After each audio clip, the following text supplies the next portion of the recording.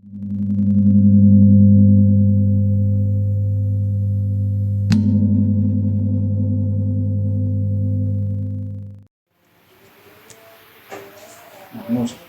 masih di bulan baik, bulan Ramadan, bulan suci ini, akan kami sampaikan yang sifatnya nasihat-nasihat kepada seluruh saudaraku dimanapun, untuk benar-benar kita manfaatkan bulan ini semaksimal mungkin untuk bisa menemukan kebenaran hidup yang sesungguhnya, yang mana kebenaran hidup yang sesungguhnya itu tidak pernah bisa lepas dari yang namanya kalbu atau hati.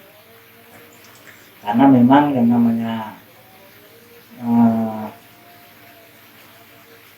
kata Tuhan sendiri, di dalam jiwa manusia, di dalam diri manusia itu ada segumpal darah. Jika baik darah tersebut, maka baik pula seluruhnya. Kalau busuk darah tersebut, maka busuk pula seluruh tubuhnya. Segumpal darah itu adalah hati.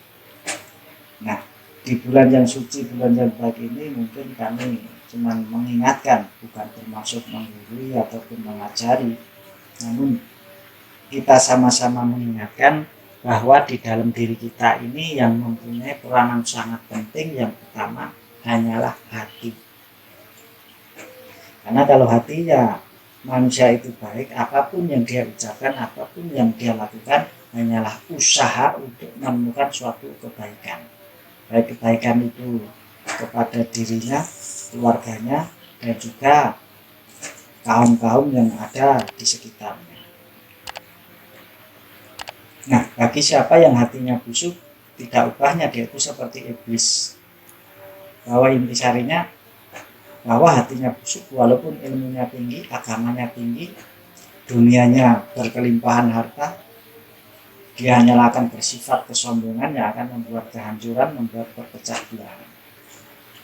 Dan mungkin di sini, karena channel-channel kami itu identik dengan perjalanan Satrotumir Ratu Adil, maka akan kami bawa ke arah sana, yang intinya untuk membawa penjernihan tentang bagaimana kita saksikan bersama-sama di seluruh dunia, belahan dunia, dari ujung timur sampai ujung barat, bencana demi bencana, baik itu dari langit, baik itu dari laut maupun dari bumi, dari angin, dari api, dan lain sebagainya, yang tidak henti-hentinya selalu menggelora. Dan di sini kita tidak mencari siapa yang salah, siapa yang bersalah, namun di sini kita cari penyebab utama itu sesungguhnya apa. Nah, mumpung di bulan suci, di bulan Ramadan ini, mudah-mudahan pikiran kita, hati kita lebih jernih, karena memang kalau mau ngumpat, mau berkata yang tidak baik, takut dosa, karena di bulan ini datangnya setahun sekali. Nah, mudah-mudahan dengan jernihnya pikiran tadi, karena dikatakan dibelenggunya setan-setan, yaitu kebusukan hati, yang intinya di belenggunya setan itu adalah dibelenggunya kebusukan-kebusukan hati, karena memang bagi siapa-siapa yang percaya, segala amal perbuatan apapun wujudnya itu selalu dilipat gandakan sampai 700 kali lipat. Nah, mudah-mudahan dari ancaman Tuhan tersebut benar-benar bisa mengekang rasa adigunya, rasa kesombongan, rasa kecongkakan di dalam hati kita, untuk bisa berpikir jernih, mencari penyebab utama kenapa bencana-bencana itu sampai terjadi. Apa karena ibaratnya laknat, karena dosa-dosa manusia yang penuh dengan angkara murka, atau karena penyebab yang lain. Namun kalau secara lahiriah pemikiran, secara logika, sebenarnya bisa kita sampaikan apa yang terjadi ini adalah olah pikiran manusia, bukan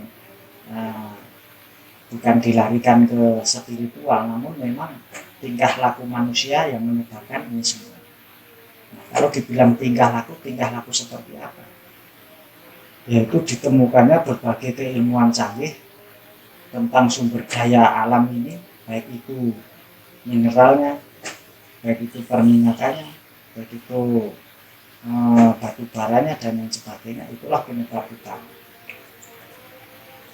Karena memang ketika bumi diambilin saripatinya yang paling dasar, yang ratusan meter bahkan kiloan, diisap minyaknya, hutan-hutan ditebangi, nah itu mau tidak mau bumi ini akan menjadi tua ataupun keropos.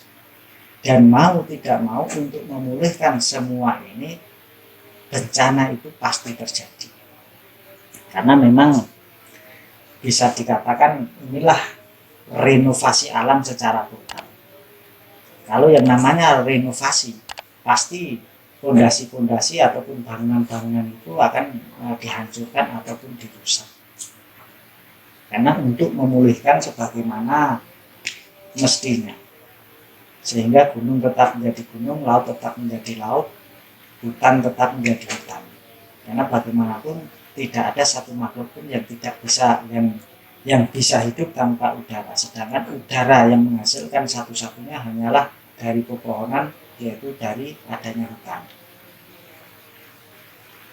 Nah, sedangkan kalau hutan selalu ditebangin, terus diambilin mineral-mineral di dalamnya, batu baranya dan lain sebagainya, itu menimbulkan ketidakstabilan alam ini. Sehingga mau tidak mau, karena memang sudah terlalu parah, harus diambil tindakan, yaitu renovasi total.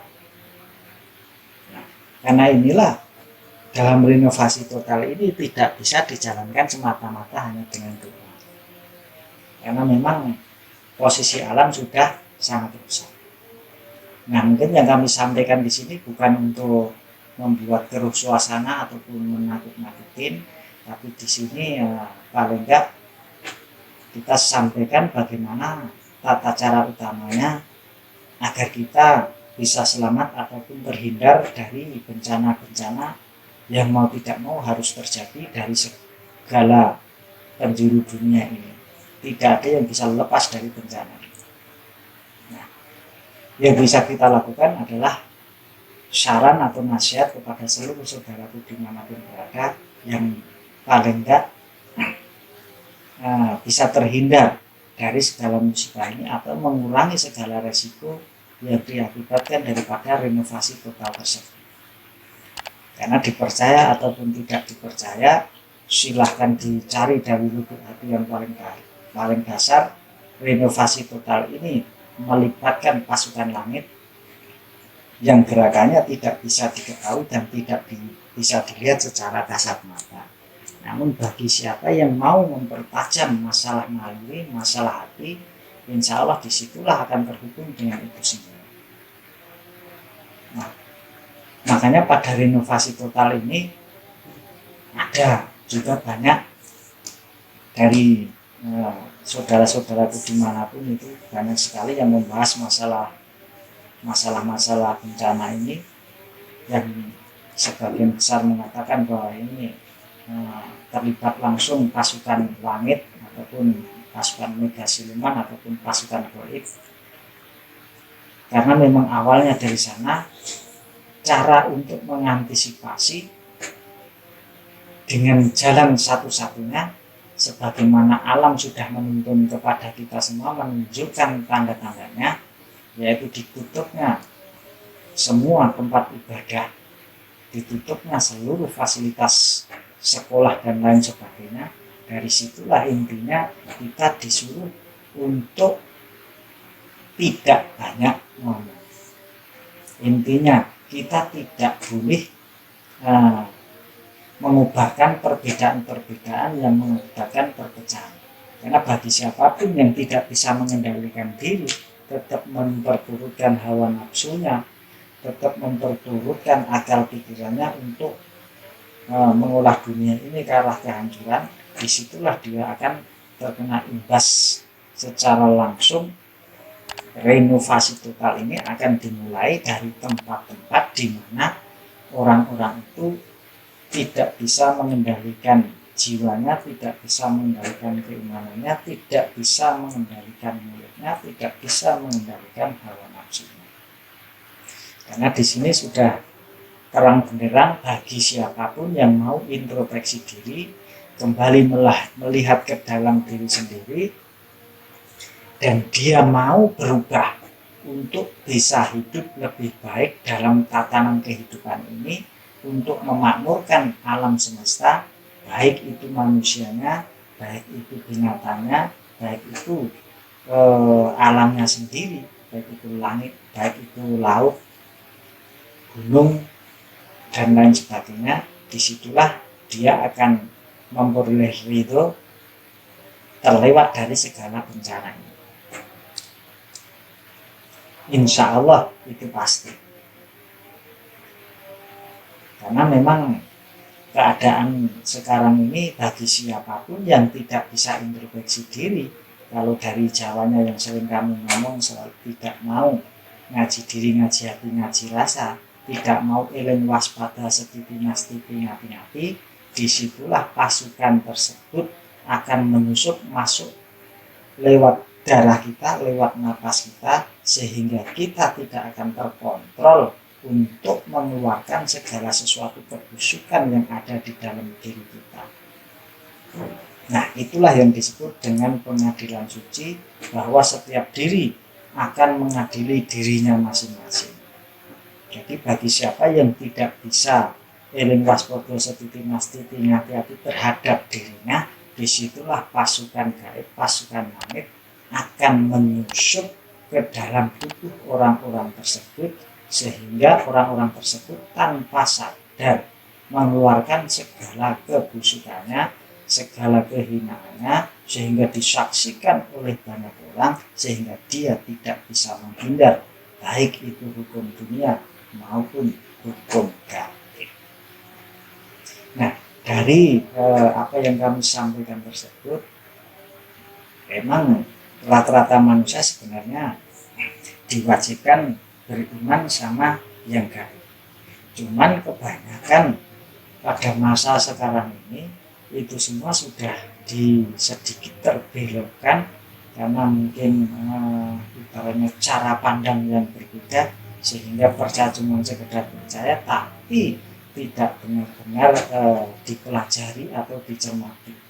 Walaupun sebenarnya bagi siapapun yang mau mencermati itu bisa dijalankan lewat jalan apapun, baik itu jalur agama, jalur budaya, jalur keyakinan apapun.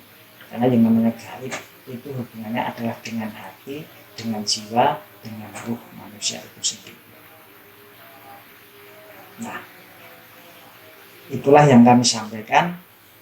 Kalau memang setiap diri itu mau memperhatikan di dalam dirinya, selalu eling waspodo setiti nastiti ngati-hati, niscaya pasukan gaib tidak akan masuk ke dalam diri kita, sehingga mengatakan segala sesuatu tentang kehinaan dan kebusukan kita. Karena yakinlah dan pastilah bahwa akhir zaman ini pengadilan suci, bahwa setiap diri akan mengadili diri mereka masing-masing, itu pasti akan terjadi. Karena bagi orang-orang tersebut tidak akan terkontrol kalau memang emosinya tidak stabil, karena dia dikendalikan oleh akal pikirannya, sehingga pasukan gaib, kalau kasarnya iblis, gampang sekali menyusup ke dalam diri kita, sehingga diri kita akan mengatakan apapun tentang kebusukan dan kehinaan kita, sehingga kekurangan kebusukan kita terbuka di muka umum. Namun bagi orang-orang yang sudah memang buta mata, buta hatinya untuk menerima kebenaran ini, sudah sumum bukmun fahum layar singun, sudah tula budi bisu, ibaratnya itu mau dikatakan kebenaran apapun, mereka itu urat malunya sudah hilang, namun akan disaksikan oleh semua orang yang ada di sekitar.